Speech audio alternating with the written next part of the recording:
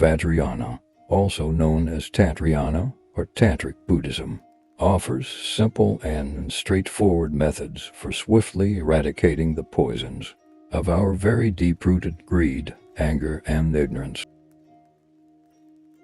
Lineage masters including Jigme Phuntsek Rinpoche, Penner Rinpoche 1930–2009, Dilgo Khyentse Rinpoche, and Kyabje Thajam Rinpoche 1904–1987, all called Vajrayana a shortcut to enlightenment. Tema Dundal 1816–1872, a Vajra master who attained rainbow body, the level of realization in which his physical body dissolved into light, said about Vajrayana. The more dismal the darkness of the 5 degenerations is, the brighter the moon of Padmasambhava's blessings shine.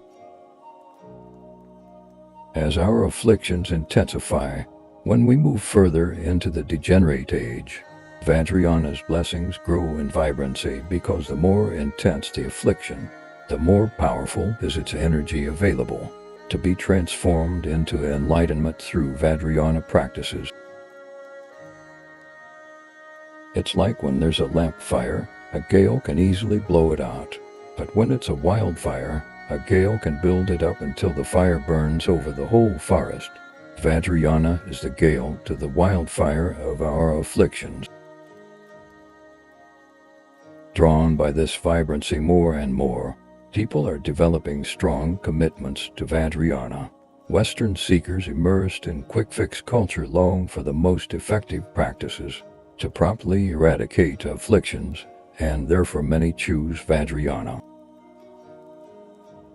Tantric literature says Vajrayana encompasses all practices of the 84,000 teachings of the Buddha, and it can lead one to Buddhahood in a single lifetime. For example, the collected Tantra of the Ultimate Meaning says, "Those who generate faith in this Vajrayana and uphold it will receive the blessings from all the Buddhas, will attain the inexhaustible treasury of merits and virtues, will obtain the fruition that would otherwise mature in the future within this life." While it may take someone 10 million eons to attain liberation from the cycle of rebirth by following the Sutrayana tradition, through the blessing of Vajrayana a person can fast forward to enlightenment in this very life. The view, meditation, action, and fruit of Vajrayana practice are incredibly profound, even if you cannot completely assimilate Tantric teachings. You can nevertheless accumulate inconceivable merit by trusting Vajrayana and accepting tantras and tantric rituals with veneration. The Tantra of Vast Open Space says, "Whoever generates faith in Vajrayana, that conveys the ultimate teachings and further assimilates its doctrines, even if he hasn't ever put it in the real practice, not even as little as a particle of dust, the fruition he attains is Buddhahood." Therefore, lazy practitioners can still receive incomparable merit just by receiving Vajrayana teachings and empowerments. The Great Perfection Dzogchen, the highest and innermost teaching of the Nyingma school, is the pinnacle of the Vajrayana vehicle.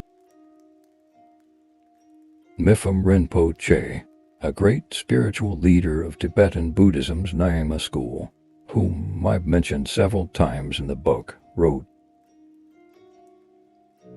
"Sentient beings in a degenerate age are deeply entrapped by afflictions. Other Dharma practices are hard-pressed to tame their minds, whereas the Supreme Great Perfection can completely uproot all afflictions." Guru Rinpoche Padmasambhava, who brought Vajrayana to Tibet, similarly prophesy, as 5 degenerations aggravate, the blessing of the Great Perfection will have an even greater effect. The Great Perfection is the ultimate teaching, in that it explicitly and directly reveals true reality, which is only explained implicitly and indirectly in Sutrayana. Therefore, the practice of the great perfection is swift and effective. It's like paddling downstream, which is much speedier than against the current.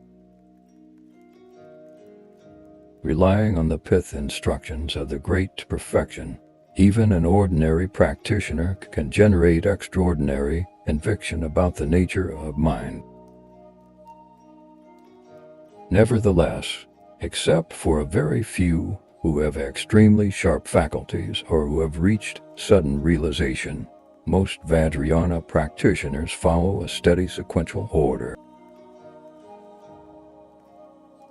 This starts with preliminary practices and then proceeds to the main practice until the practitioners recognize the luminous nature of mind. A gradual path is a safer approach.